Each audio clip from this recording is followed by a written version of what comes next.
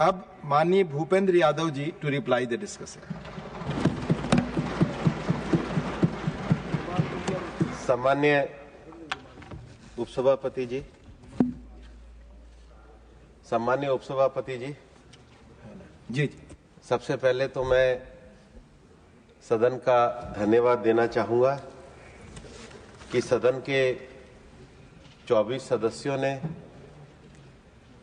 इस डिबेट में भाग लिया और जब सदन चलता है, सदन में विषय रखे जाते हैं तो उसका माहौल और उसका विषय अलग होता है। यह जो बिल है, यह इसी सदन में 6 फरवरी 2024 को चर्चा में आया था और उसके बाद लोकसभा से 8 फरवरी 2024 को यह पारित हुआ। माननीय प्रधानमंत्री जी के नेतृत्व में जब हम होल ऑफ गवर्नेंस की बात करते हैं, जब हम मैक्सिमम गवर्नेंस और मिनिमम गवर्नमेंट की बात करते हैं, तो पिछले 10 वर्षों में ईज ऑफ लिविंग के नाते जो चीजें देश में जीवन को जीने में, व्यापार को चलाने में, लोगों को उत्साह के साथ उद्योग धंधा खड़ा करने में बाधाएं खड़ी करती थी, उन प्रावधानों को समाप्त करके जन विश्वास को कायम करना माननीय प्रधानमंत्री जी की इस प्राथमिकता के आधार पर ही हम इस बिल को लेकर के आए। जन विश्वास का अर्थ है कि लोग अपने आप देश के कानूनों को चलाएं और हम लोगों को अदालतों के अनावश्यक चक्कर काटने से रोकें। इससे पहले एक ऐसा प्रावधान था कि अगर किसी ने जल निकास का अपना रिकॉर्ड प्रस्तुत नहीं किया तो उसे जेल जाना पड़ेगा। अब ये तो कोई प्रावधान, रिलेवेंट प्रावधान ही नहीं था। छोटी छोटी चीजों के लिए भी अगर जेल जाना पड़ेगा तो सामान्य जो सिविल जिम्मेदारियां हैं उसको हम जेल से बांध के नहीं रख सकते, व्यापारिक जिम्मेदारियों को जेल से बांध करके नहीं रख सकते। और इसलिए जो 1974 के वाटर एक्ट में ऐसे प्रावधान थे जो असंगत थे, जो अनावश्यक अवरोध पैदा कर रहे थे, जो सिविल लायबिलिटी को क्रिमिनल लायबिलिटी में परिवर्तित कर रहे थे, उनको समाप्त करके हम लोग इस कानून को लेकर के आए। लेकिन उसके बावजूद भी सेक्शन 25 और 26 में अगर कोई इंडस्ट्री बिना कंसेंट के, बिना परमिशन के अगर वो अपनी इंडस्ट्री ऑपरेट करती तो वो कानून का उल्लंघन है, उसको हमने अपराध की श्रेणी में रखा है। हमारा देश एक बड़ा देश है और इंडस्ट्री केवल एक राज्य में ना लगे, सभी राज्यों में लगनी चाहिए। और इसलिए कंसेंट टू ऑपरेट के लिए अलग अलग राज्यों में उनको अलग अलग परमिशन लेनी पड़े और उसमें असमानताएं हो, उसको हमने एक करने का काम किया है, एक पोर्टल के अंतर्गत करने का काम किया है। हर चीज को हम एडजुडिकेशन के माध्यम से निपटाना चाहते हैं, लेकिन हर चीज को सिविल कोर्ट की लंबी प्रक्रिया में ना ले जाना पड़े, इसके लिए हमने जॉइंट सेक्रेटरी के स्तर पर एक अथॉरिटी का इस्तेमाल किया जो उसको एडजुडिकेट करेगी। लेकिन हमने न्यायालय में जाने के रास्ते को भी बंद नहीं किया। जो एडजुडिकेटिंग अथॉरिटी है, अगर उसके निर्णय में कोई गलती है तो फिर आप नेशनल ग्रीन ट्रिब्यूनल में अपीलेट के नाते जा सकते हो। तो मेरा ये मानना है, माननीय प्रधानमंत्री नरेंद्र मोदी जी के नेतृत्व में जो ईज ऑफ डूइंग बिजनेस है, उसमें ये भी एक महत्वपूर्ण कदम है। सदन ने इसको पारित भी किया, इसलिए मैं सदन का भी धन्यवाद देना चाहता हूं, सदस्यों का भी धन्यवाद देना चाहता हूं। लेकिन हमारे 2 सदस्य, एक हरीश बैरन और दूसरे हमारे जो सदस्य हैं कम्युनिस्ट पार्टी के सुरेश, उन्होंने एक अनावश्यक विषय उठाया आर्टिकल 252 को लेकर के और 356(1) को लेकर के। 356(1) में जब प्रोक्लेमेशन हुआ था तब ये कहा गया था कि मणिपुर से जुड़े हुए ऐसे विधायी विषय जो 7th शेड्यूल के अंतर्गत आते हैं, लिस्ट 2 के अंतर्गत आते हैं, उनमें किसी प्रकार का अवरोध उपस्थित ना हो, इसलिए उसको सुसंगत तरीके से कार्रवाई करने का अधिकार था। ये जो लेटर भी है, ये लेटर 14 फरवरी 2025 का है। और इसलिए फिर मणिपुर से जब ये विषय आया कि जब आप सीटीओ बाकी राज्यों में देंगे तो ऐसी परिस्थिति में मणिपुर पीछे नहीं रहना चाहिए, उन्होंने इस रेजोल्यूशन को वहां के स्टेट के द्वारा भेजा गया और सुसंगत तरीके से इसको पास किया गया। और 252 में आप और गलत फैक्ट बोल रहे थे, वो मैं इसलिए आपको कह रहा हूं, आप सदन के सम्मान्य सदस्य हैं। जब इस बिल को हमने पास किया था, इस बिल को पास करते समय भी इसका जो ऑब्जेक्ट था उसमें 252 में जो प्रोविजन है, अगर 2 राज्य इसको अडॉप्ट करते हैं और भेजते हैं तो वो हो सकता है। तो जब फरवरी 2024 में ये पास किया था तो उस समय राजस्थान स्टेट और हिमाचल स्टेट की असेंबली ने इसको अडॉप्ट करा था, तब इस सदन ने इसको पास किया था। मैं आपको प्रोसीजरल क्लियरिटी के लिए कह रहा हूं, आपको भी समझना चाहिए। और मैं सुष्मिता जी को भी कहना चाह रहा हूं कि ये बंगाल असेंबली भी अडॉप्ट कर चुकी है, इसलिए यहां पर उसका कोई अनावश्यक क्रिटिसाइज करने का कोई औचित्य नहीं था। उन्होंने भी 252 का विषय उठाया था। हमारे नीरज जी और मैं दोनों राजस्थान का प्रतिनिधित्व करते हैं, पर नीरज जी, राजस्थान में तो आपका जो शहर है उदयपुर, उसको तो रामसर साइट्स में लेक सिटी घोषित किया है, तो आपको तो गर्व होना चाहिए। आप क्यों राजस्थान की बुराई कर रहे हो? आप उदयपुर के हो, आप राजस्थान के हो, आपको तो उदयपुर के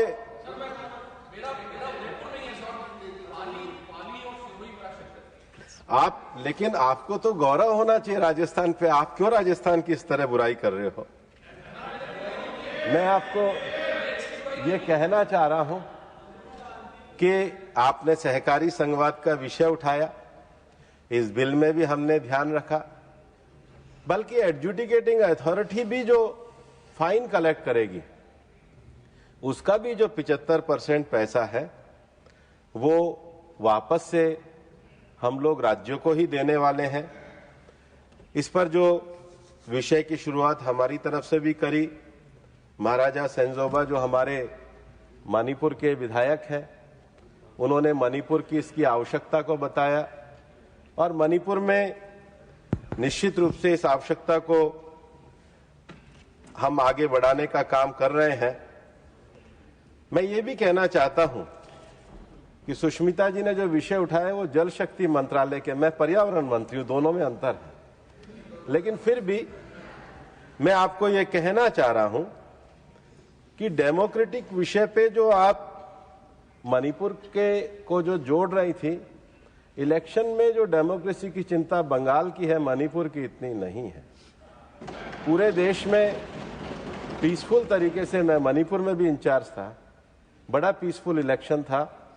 वहां पर किसी प्रकार से कोई डेमोक्रेसी में इलेक्शन बहुत पीसफुल तरीके से होते हैं। अन्य राज्यों में भी ऐसे पीसफुल हो, यही वातावरण पूरे देश में हम लोग लेकर के चल रहे हैं और यही कारण, यही विषय देश की डेमोक्रेसी को मजबूत कर रही है। माहौल भी पॉल्यूटेड नहीं है।